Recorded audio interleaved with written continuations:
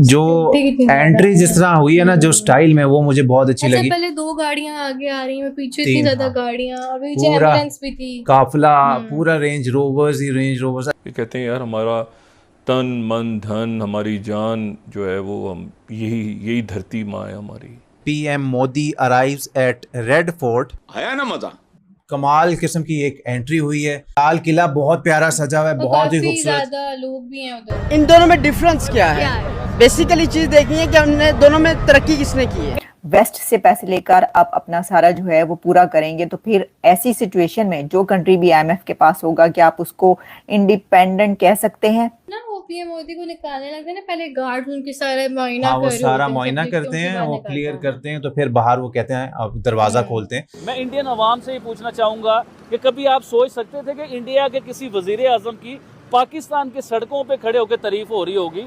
किस बेस पे हो रही होगी कि उसने कोई काम किए, अपने लोगों के लिए काम किए? क्योंकि आईएमएफ के पास जब आप हैं तो आपको अपनी सारी पॉलिसीज जो हैं वो आईएमएफ के कहने पर ही बनाना पड़ती हैं, तो फिर ये डिपेंडेंस ही हुई ना, वो इंडिपेंडेंस तो नहीं हुई। इंडिया चौथी बड़ी इकोनॉमी है, पाकिस्तान इकोनॉमी के कौन से नंबर पर आ रहा है? पहले 50 में, पहले 10 में, या पहले 5 में?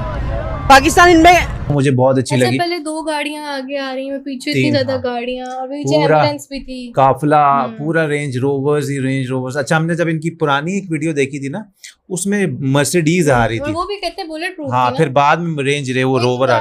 ऐसी भी बताई थी कि अगर कोई उस पे गोली भी लग जाए, उसका टायर फ्लैट हो जाए, वो फिर भी चलती है, पता नहीं कितने किलोमीटर तक चलती है। और मैं देख रही थी कि उनके साथ इनके गार्ड्स हैं, मतलब उनकी ड्यूटी है कि 24 आवर्स जो करना है रहना है, और वो मतलब जिस तरह कमाल किस्म की एक एंट्री हुई है। फिर जो लाल किला है वो बहुत प्यारा सजा हुआ है, नहीं लाल किला, लाहौरी गेट था। लाल किला बहुत प्यारा सजा हुआ है, बहुत ही खूबसूरत। लोग भी हैं उधर। हाँ, गार्ड ऑफ ऑनर भी उनको मिलेगा पीएम नरेंद्र मोदी को, और उनको रिसीव करने के लिए भी उन्होंने बताया कि कौन कौन वहां पर मौजूद है। जब ना वो पीएम मोदी को निकालने लगते हैं ना, पहले गार्ड उनके सारे मुआयना वो सारा मुआयना करते हैं, वो क्लियर करते हैं, तो फिर बाहर वो कहते हैं अब दरवाजा खोलते हैं। बाकी ये पूरी सेलिब्रेशन बहुत प्यारी थी इंडिया का, जिस तरह वो हम देख सकते हैं दीवारों के ऊपर ट्राई कलर लगा हुआ था। अच्छा, तो एक आर्मी थी और एक फोर्सेस 2 और भी थी ना, जो कि वहाँ पर मौजूद थी। हाँ बिल्कुल, उनको ऑनर देने के लिए, तो बहुत ही कमाल था। बिल्कुल ठीक है, इसलिए तो मैं प्राइम मिनिस्टर नरेंद्र मोदी जी का फैन हूँ। जिस चीज़ के लिए लोग बड़ा क्रिटिसाइज करते हैं पाकिस्तान में, मुझे कहते हैं कि आप पाकिस्तानी हो के इंडिया के वज़ीर आज़म की बात करते हो। नमस्कार दोस्तों, क्रिक रीजन में आपका स्वागत है। दोस्तों, सबसे पहले तो आपको सभी को स्वतंत्रता दिवस की हार्दिक शुभकामनाएं। और भारत यह आज़ादी का दिवस मना रहा है और भारत 79 इंडिपेंडेंस डे मना रहा है। आप सभी को स्वतंत्रता दिवस की हार्दिक बधाई। और दोस्तों, इसमें वीडियो में बात करेंगे कि प्रधानमंत्री ने कैसे पाकिस्तान को स्वतंत्रता दिवस के मौके पर पाकिस्तान को लताड़ लगाई है। प्रधानमंत्री मोदी ने कहा है कि ऑपरेशन सिंदूर के दौरान पाकिस्तान को भारत ने काफ़ी घुटनों पर ला दिया था। पहले तो उनके आतंकवादी ठिकानों को उड़ाया, उसके बाद एयरबेस उड़ाया, और उसके बाद सिंधु समझौता रद्द किया। ये सब बातें प्रधानमंत्री मोदी ने कही। और प्रधानमंत्री ने भी कहा कि न्यूक्लियर धमकी भी नहीं चलेगी, यानी न्यूक्लियर ब्लैकमेलिंग भी नहीं चलेगी। और भारत के विकास के लिए भी उन्होंने बहुत सारे कदम उठाए, खासकर सुदर्शन चक्र योजना भी लागू की, जिसमें जितने भी सार्वजनिक स्थानों पर सुदर्शन चक्र यानी कुछ एयर डिफेंस सिस्टम लगाए जाएंगे। ये भारत के लिए अच्छा होगा। और इसके अलावा भारतीय सेना को भी सलाम किया और देशवासियों को संबोधित किया और भारतीय विकास की गति को भी आगे बढ़ाया। ये सब देखकर पाकिस्तान मीडिया काफ़ी रोने लगे हैं। लेट गेट स्टार्टेड इनका। देखिए, मैं आज अपनी सारी ऑडियंस को ये बात बताना चाहता हूँ कि पाकिस्तान के हिस्ट्री आप निकाल के देख लीजिए। जितने भी वज़ीर आज़म आए हैं, किसी की लंदन में प्रॉपर्टी है, किसी की यूरोप में प्रॉपर्टी है, किसी की पाकिस्तान में इतनी प्रॉपर्टी है कि पाकिस्तान के मालिक बन चुके हुए हैं।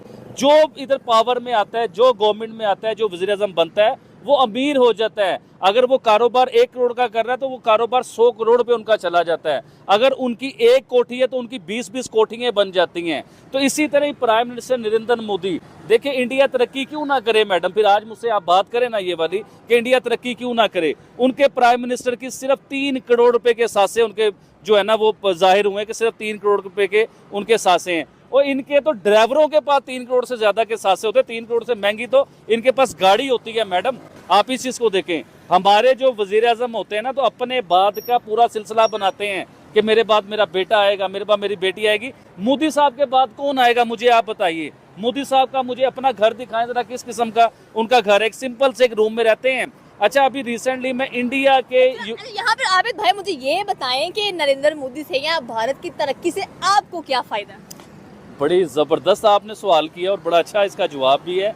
ये आपने सही कहा। आपके कहने का मकसद ये है कि इंडिया की जो तरक्की है उसमें आपका क्या फ़ायदा है, आप क्या बात कर रहे हो। देखिए मैडम, मेरा रोल है इसके बीच में।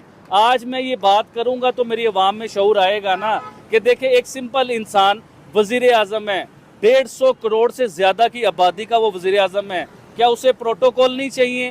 क्या उसे VIP लाइफ नहीं चाहिए? क्या वो एक सिग्नेचर करे तो अरबोपति नहीं वो इंसान हो सकता? लेकिन वो आज भी आम जिंदगी जी रहा है। ये तो आप प्राइम मिनिस्टर नरेंद्र मोदी साहब की बात कर रहे हैं। मैडम आप आइए योगी जी के पास। योगी जी की सगी बहन जो CM है, पिछले 10 सालों से CM है, वो अपने यूपी के जो है ना, वो यूपी भी पाकिस्तान जितना यूपी है उसके CM है। उत्तर प्रदेश की आप बात करें, वहाँ के CM हमें योगी आदित्यनाथ नजर आते हैं। कह लेंगे जहाँ पर वुमेन एम्पावरमेंट, पॉवर्टी, गुर्बत आपको नजर नहीं आती, 0% नजर आएगी। लेकिन सवाल फिर वही यहाँ पर आता है कि पाकिस्तान में क्या कमी है जो आप कहते हैं कि आप बहुत बड़े फैन नजर आते हैं नरेंद्र मोदी के, योगी जी के, या कह लें कि भारतीय सरकार उनकी जमहूरियत से बड़ा आपका लेके लुत्फानंदोज होते हैं। चले मैं आज जबरदस्त बात करता हूँ। आज मैं आता हूँ फैमिलीज के ऊपर।